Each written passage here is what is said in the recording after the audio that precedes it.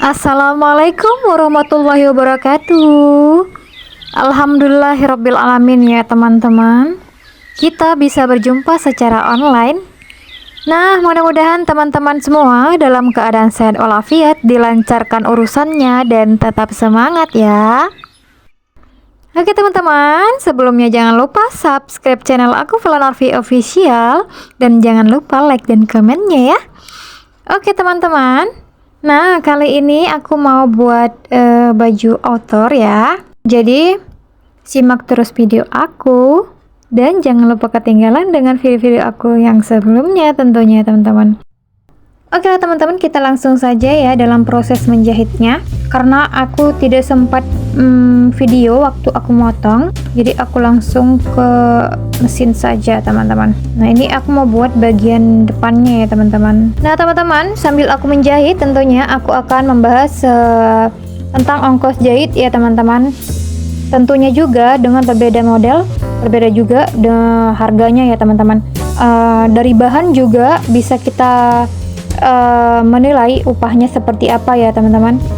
Jadi aku mau review harga-harga upah jahit ya dengan model-model yang berbeda-beda ya teman-teman, dengan bahan-bahan juga yang berbeda teman-teman. Jadi nggak setiap bahan itu sama harganya ya teman-teman, karena kalau bahan brokat ya, bahan brokat atau bahan polo sutra teman-teman, itu sangat sulit menjahitnya. Apalagi brokat yang mempunyai payet-payet, brokat yang bunganya itu tebal-tebal ya teman-teman, atau bisa juga yang ada mutiara-mutiaranya gitu kan, karena kan kita harus membukanya lagi ya teman-teman, dan itu menghabiskan waktu sekali. Jadi kadang ada pelanggan yang mau nempah dengan bahan yang cukup sulit ya teman-teman, kita harus membongkarnya lagi gitu ya. Terus bahan lilit juga itu membuat jarumnya itu patah-patah teman-teman. Jangankan bahan lilit, bahan berpayet aja itu udah sangat rumit pengerjaannya ya teman-teman. Prosesnya itu cukup lama teman-teman. Jadi ada pelanggan yang memang tidak mengerti tentang itu. Jadi sebelum kita menerima jahitannya, sebelum kita menerima bahannya, tentunya kita akan bertanya dulu kapan dipakainya, bahannya seperti apa, terus dia itu bahannya mau pakai aplikasi apa, apakah ada aplikasi gitu kan, karena setiap model atau dia ada penambahan aplikasi lagi tentu sudah berbeda harganya teman-teman. Jadi sebelum kita mengeluarkan statement harga, kita harus bertanya itu dulu. Supaya apa teman-teman? Supaya kita itu tidak rugi, supaya penjahit itu tidak rugi ya teman-teman. Nah, terus kita tanya nih, modelnya mau model seperti apa? Karena setiap model ya sama ya yang tadi ya, kayak aplikasi gitu. Karena setiap model itu berbeda-beda harganya teman-teman. Nggak kayak daster. Kalau daster long gitu aja berapa jam aja bisa siap dengan harga yang murah gitu kan. Dan tidak ada kendala-kendalanya, dan tidak ada pemasangan furing gitu ya. Oke, kembali lagi yang tadi ya teman-teman. Nah, setelah itu teman-teman, baru kita bisa menentukan harganya. Setelah kita menentukan harganya dan dia cocok, baru bisa kita terima teman-teman. Jadi, jika ada pelanggan yang mengatakan, mahal banget, nggak bisa kurang. Bisa kurang, tapi tidak bisa banyak. Dan kalau memang rasa ibu itu kemahalan, ya, kita bisa mengurangkan apa yang memang bisa kita kurangkan dari model tersebut gitu. Entah itu payetnya, kita tidak usah memakai payet ya.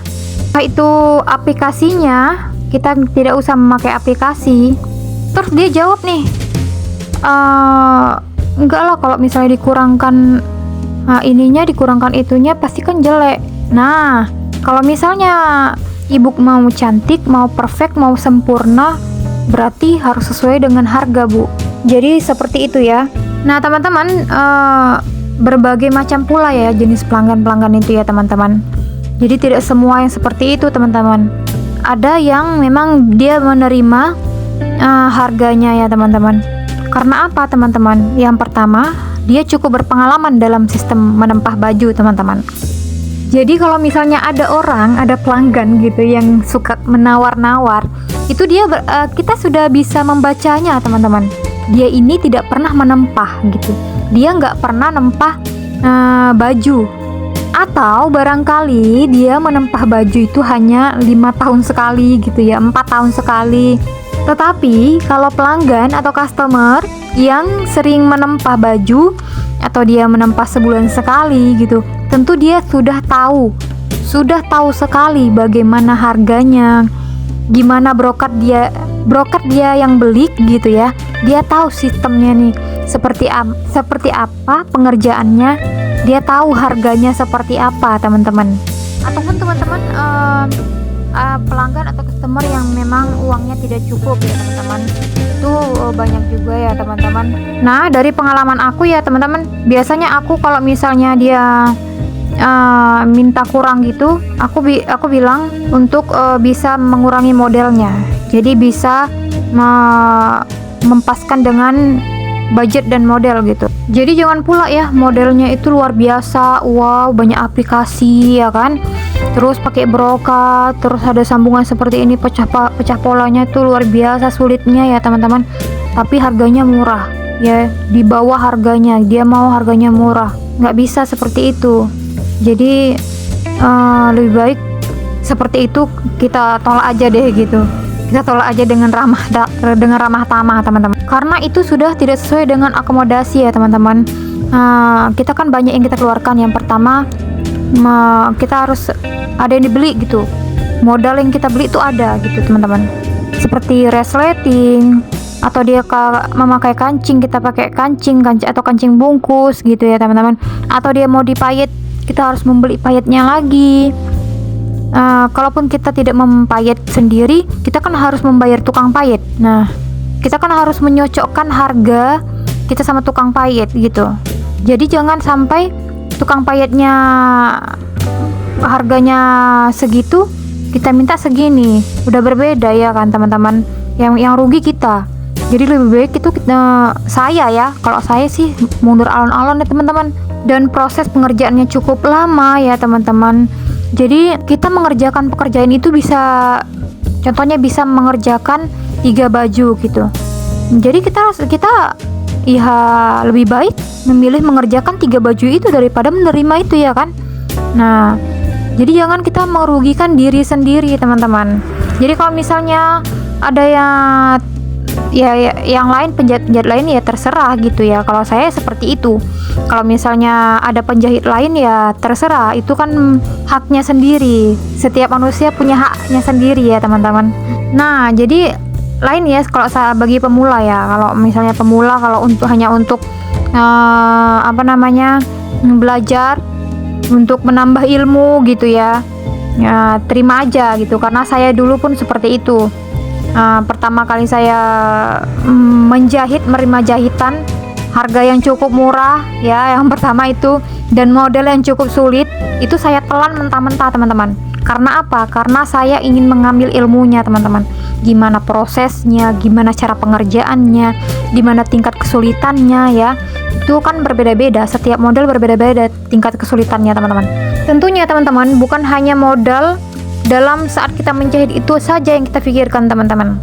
Jadi contohnya nih, harga gamis ini 285 atau paling rendahnya 250 ya kalau gamis bahan polos dan brokat gitu ya. Jadi kita harus ada yang kita keluarkan ya, ada yang kita pikirkan. Yang pertama apa? Biaya servis mesin kita ya teman-teman. Terus kita beli minyak mesin, itu harus ada yang kita keluarkan sedikit, beberapa persen, entah 5% dari harga tersebut kita sisihkan. Itu 5%. Setiap baju kita sisihkan 5% gitu. Dan kita sudah belanja sekian nih untuk bahan saat kita menjahit gitu, untuk modal saat kita menjahit. Jadi kita sisihkan lagi untuk kita servis. Kan mesin juga perlu ini ya teman-teman, perlu servis, bukan kita aja yang perlu servis ya kan. Jadi manusia aja pun perlu servis. Contohnya kita nih sebagai penjahit, kita harus mengeluarkan nih, mau beli apa, mau beli susu, mau beli madu gitu ya kan, harus kita pikirkan. Karena menjahit ini bukan segampang apa yang mereka lihat gitu, asal jepret siap, jepret siap gitu kan. Belum lagi dia belum tahu gimana sistem dan prosesnya, customer itu tidak tahu gitu. Nah teman-teman, terus saya selalu nih beli contohnya benang ya, satu baju itu kita kan memerlukan satu benang itu. Kalau gamis itu cukup lah satu benang ya teman-teman. Saya selalu beli dua teman-teman. Nah saya selalu mengeluarkan modal dua dalam satu baju. Saya selalu mengeluarkan dua. Contohnya kita resleting dibutuhkan satu, jadi kita keluarkan tuh modalnya gitu kan, modalnya dua. Kita belilah dua resleting, dua benang, dan atau dia memakai kancing gitu. Itu untuk apa? Untuk kita bikin stok teman-teman ya. Itu sangat perlu sekali teman-teman. Jadi itu bisa digunakan di saat ada orang permak-permak baju teman-teman. Nah, dan itu tidak menyulitkan bagi penjahit ya teman-teman. Itu kan tidak merugikan juga, karena yang dikeluarkan tidak banyak gitu. Nah terus teman-teman, ada biaya-biaya lain seperti apa? Kita nyetrika perlu listrik gitu kan, yaitu kita harus mengeluarkan biaya akomodasinya teman-teman. Nah terus kita kan penyetrikaan itu kan ada beberapa kali. Nah kalau bahan ini teman-teman, setiap bahan ya teman-teman, aku selalu mencucinya itu bukannya masuk mesin cuci, kita bilas pakai tangan aja gitu ya, untuk menurunkan abunya ya. Yang kedua, kita supaya tahu serat kainnya seperti apa teman-teman. Kadang kalau sudah dibilas gitu dia mau menyusut ya, ada bahan yang seperti itu ya teman-teman. Jadi setelah dibilas aku tuh selalu selepas memotong ya, menjahit, habis itu setrika. Nah dalam proses menjahit itu selalu ada penyetrikaan berulang kali ya teman-teman. Jadi setelah dia siap baju teman-teman, aku akan laundry sendiri sih sebenarnya, pakai pengharum juga, pengharum pakaian juga tentunya ya. Jadi pelanggan atau customer itu siap pakai teman-teman. Nah setelah itu teman-teman, aku juga memakai kemasan, dan kemasanku bukan kemasan langsung ke plastik kresek gitu, enggak ya. Aku kemas pakai plastik kaca tentunya yang ada klimannya gitu. Terus aku pakai kemasan kantongan, memang yang aku beli dari toko plastik yang untuk kain, yang untuk pakaian gitu. Itu yang untuk gamis-gamis teman-teman. Jadi kalau untuk pengantin atau untuk yang kebaya lamaran gitu ya, itu aku spesial dia pakai kotak ya teman-teman. Jadi nanti aku akan review kotaknya seperti apa, kemasan aku seperti apa, nanti aku akan review ya teman-teman. Nah enggak sekarang. Jadi supaya pelanggan itu puas teman-teman. Jadi ada juga ya teman-teman, pelanggan yang minta dibuatin gamis tapi harganya standar gitu. Bisa, boleh ya. Nah teman-teman, aku akan menjelaskan ya perbedaan yang tempahan dan dengan harga tempahan sama harga yang bukan sistem tempahan ya teman-teman. Jadi aku akan menjelaskan di video selanjutnya teman-teman. Oke, sampai di sini video aku. Jangan lupa subscribe channel aku, Valla Narfi Official, dan jangan lupa like dan komennya. Nah, seperti inilah modelnya ya teman-teman. Model baju outernya teman-teman. Jadi dia ada dua ya teman-teman. Nah bagian dalamnya aku nggak bisa nge-review karena nggak sempat videoin, karena itu sudah mepet sekali waktunya teman-teman. Jadi cukup sekian hari ini ya teman-teman. Aku akhiri dengan assalamualaikum warahmatullahi wabarakatuh.